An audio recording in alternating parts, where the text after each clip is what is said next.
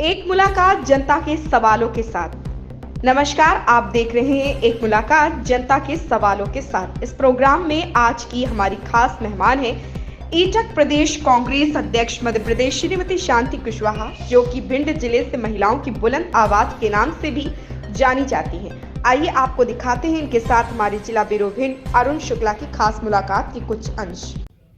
जय साथियों, आज हमारे खास मेहमान कांग्रेस ईटक प्रदेश अध्यक्ष श्रीमती शांति कुशवाहा जी हैं। कुशवाहा जी, आपका हमारे चैनल में स्वागत है।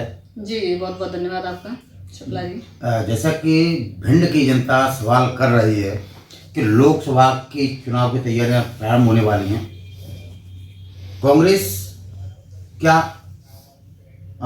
या किसे प्रत्याशी चयनित करेगी, क्या कहेंगे इसको पर?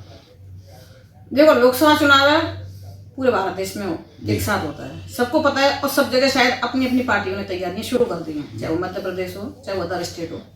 और आपको शायद देखने को भी मिला होगा, 1 महीना पहले से ही जीतू पटवारी जी का जो प्रदेश अध्यक्ष बनते दौरा शुरू हुआ है मध्य प्रदेश में, वो कहीं ना कहीं लोकसभा के गणित को लेकर ही शुरू हुआ है कि जो हुआ वो पिछला चला गया, लेकिन अभी हमें आगे की रणनीति क्या बनानी है, वो हमें लोकसभा में कहीं ना कहीं एकजुट होके किस तरीके से हम काम करें। कि जैसे कहते हैं कि कांग्रेस के पास तो 1 सीट है छिंदवाड़ा में लोकसभा की, तो कहीं ना कहीं एक टारगेट है प्रदेश अध्यक्ष जी का, कमलनाथ जी का, दिग्विजय सिंह जी का, अरुण यादव जी का, राहुल भैया का, कि हम ज्यादा से ज्यादा सीट मध्य प्रदेश में लोकसभा की लेके आए। इसीलिए 1 to 1 चर्चाएं खुद जीतू पटवारी जी कर रहे हैं इस समय कि हम किसी प्रत्याशी बनाए, ऐसा प्रत्याशी लाए कि जो जनता के बीच का हो, जनता की सुने और जनता के लिए काम करे और उसकी पकड़ बहुत अच्छी हो। अगर उसकी पकड़ अच्छी होगी जनता के बीच में और जिसका समाज ज्यादा है उस हिसाब से, तो वो प्रत्याशी कहीं ना कहीं जीत के आता है। तो हमारे मध्य प्रदेश में जो कांग्रेस का थोड़ा बहुत 19-20 जो नुकसान हुआ है वोट बैंक में, वो हमें द्वारा से हासिल हो गए। अच्छा, आप क्या यह बता सकते हैं कि कांग्रेस में ऐसा कौन संभावित प्रत्याशी है जिसको भिंड लोकसभा दतिया से टिकट दिया जाएगा?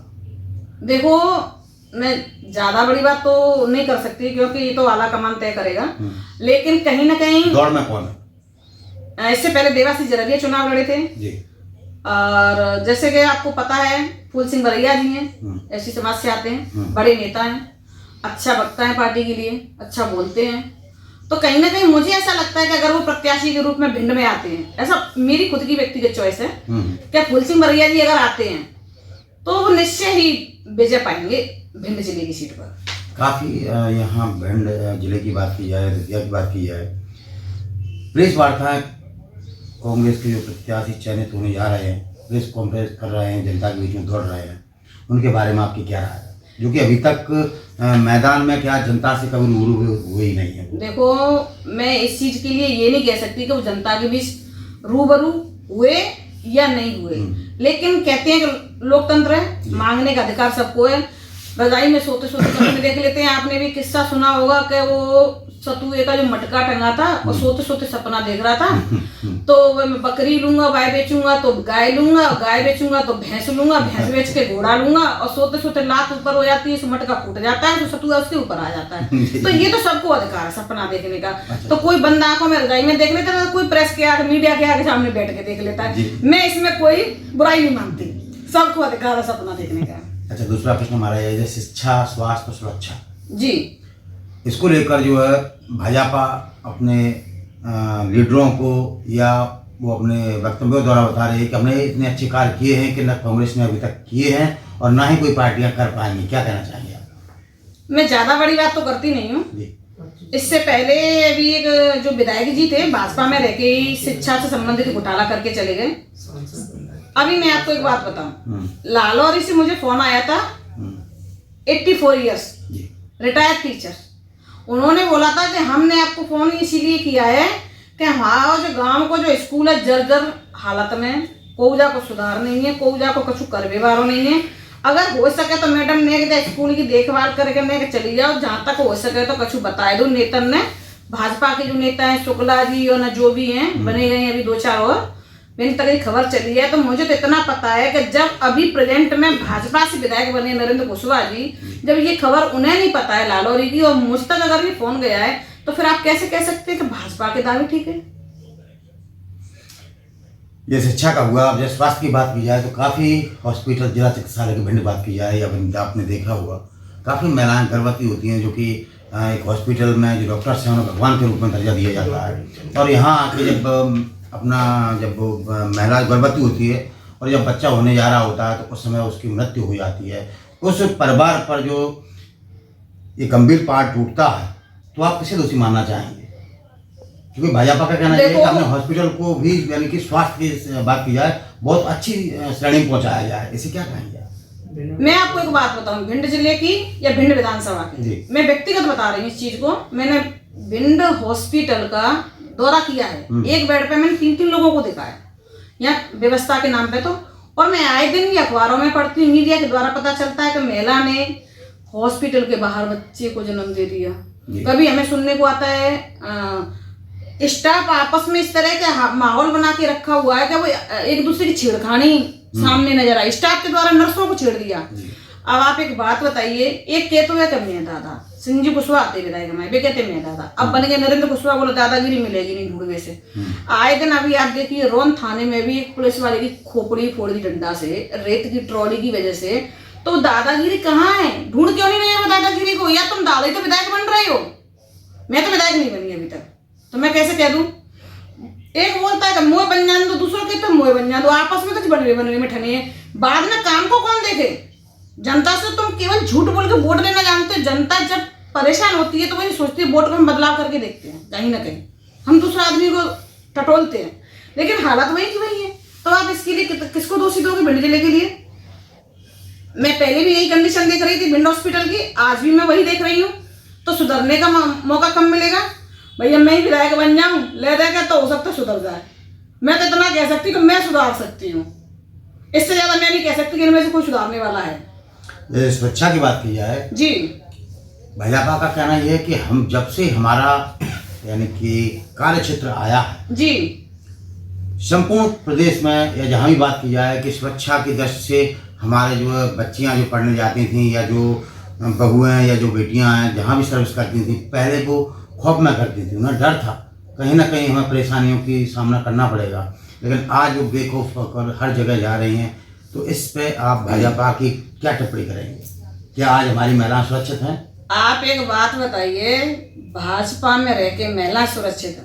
भाजपा ने वोट किसके नाम पे लिया? लाडली बहनों के नाम पे। हम तो तुम्हें खाते में पैसा डालेंगे, हम तुम्हें खाते में पैसा डाल देंगे, ठीक है?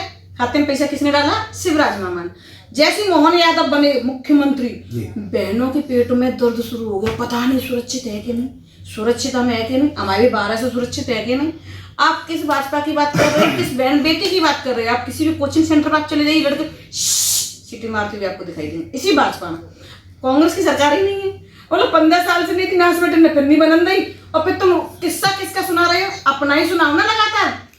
6 महीने की बच्ची के साथ आप बलात्कार कर देते हो, 3 साल की बेटी के साथ आप बलात्कार कर देते हो। अभी रीवा साइड में आपने देखा कितनी, अभी ग्वालियर पड़ा थाने के आपने देखा होगा, बोला दिल्ली जैसी घटना दर्दनाक, जो पड़ाव पुल से नीचे फेंक दिया लड़की को, 3 लड़कों ने रेप करने के बाद में, कोचिंग सेंटर से आने के बाद में। और इमरती देवी क्या कह रही है कि वो तो षड्यंत्र है, इन्हीं की मंत्री कह देती है षड्यंत्र भाजपा की। अब भी कह रही है क्या हाँ मैं बनने से लोक सेवा की तैयारी करेंगे।